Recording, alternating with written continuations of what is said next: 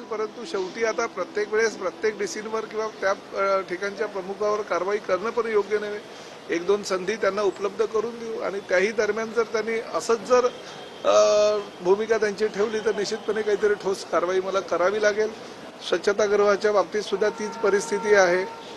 पाण्याचे ग्लास जे आहे ते मी आल्यानंतर त्या ठिकाणी अडकवलेले आहेत असं निदर्शनास आलं. माझ्या समोरच ते ग्लास तिकडे लावण्यात आले. खरं तर पाणपोई असणं हे सुद्धा ठेकेदारालाच सांगितलेलं आहे. ड्रायव्हर कंडक्टरच्या रूम आहे स्वच्छता ठेवणं, त्यांना गरम पाणी आंघोळीसाठी उपलब्ध करून देणं, पिण्यासाठी थंड पाणी उपलब्ध करून देणं ही सुद्धा जबाबदारी ठेकेदाराची आहे.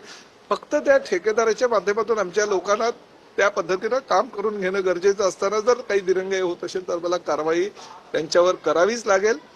परंतु शेवटी काय की प्रत्येक ठिकाणी अशी कारवाई करत गेलो तर शेवटी कर्मचाऱ्यांनी अधिकाऱ्यांमध्ये वेगळ्या प्रकारचा रोष निर्माण होऊ नये म्हणून एक संधी किंवा दोन संधी उपलब्ध करून देईल. परंतु तिसऱ्यांदा जर मात्र अशाच पद्धतीनं काही त्यांच्याकडनं चुका घडल्या तर कारवाई त्यांच्यावर करणं अटळ. सर, राज्यातल्या अनेक एसटी स्टँडवर खड्डे पडलेले आहेत, तसेच रस्त्यांवर खड्डे, अनेक गावांमध्ये विद्यार्थ्यांना जायला एसटी बसेस नाहीत. अनेक व्हिडिओ सोशल मीडियावर येत आहेत. ज्या ज्या काही गोष्टी विद्यार्थ्यांच्या बाबतीत तर आम्ही हेल्पलाईन